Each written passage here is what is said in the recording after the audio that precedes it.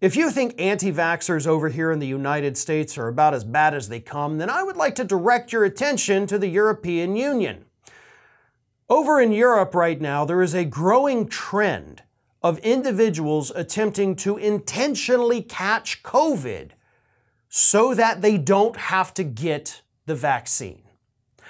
What's happening is that in a lot of European countries, Italy, one of the largest, they have very strict vaccine mandates in place. For a lot of venues, including restaurants, if you want to get in, you either have to show proof of vaccination or proof that you have recovered from COVID and therefore have some degree of natural immunity. So rather than going and getting the shot, many individuals are saying, I don't trust the shot, let me chance it with COVID instead.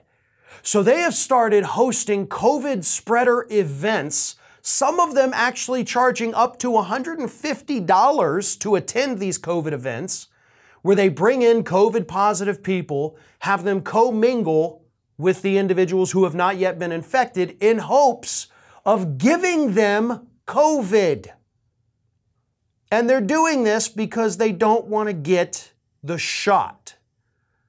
So they're actually paying money to get infected with COVID because they're so just immovable in their anti-vaccine ideology.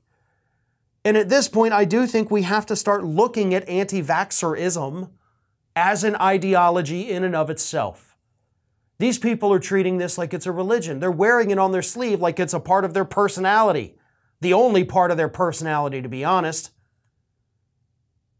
And they're dying too, by the way. That's the other part of the story, is not just, we're getting COVID so we don't have to show proof of vaccination. Yeah, the ones that survive don't have to show proof of vaccination. The ones that don't end up in hospitals on ventilators for the next 2 months, sure, they're better off. But they'd be much better off just getting the vaccine that has been distributed pretty much worldwide. A couple billion doses have been given across the planet. We're not seeing widespread death from vaccines. We're not seeing widespread injuries. But these people would rather take their chances with a virus that they claim, it's a 99.5% success rate. Okay. Do you want to be part of the 0.5% that doesn't survive?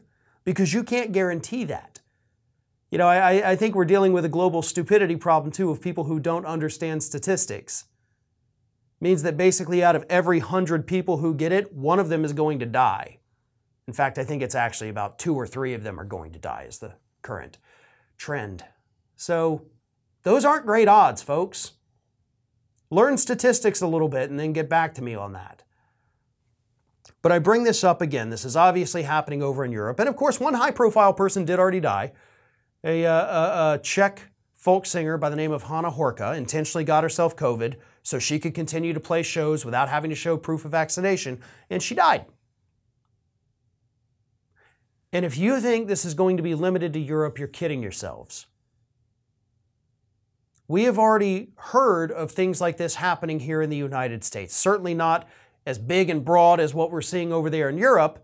And part of that is because they do have much stricter standards because they're actually trying to contain the virus.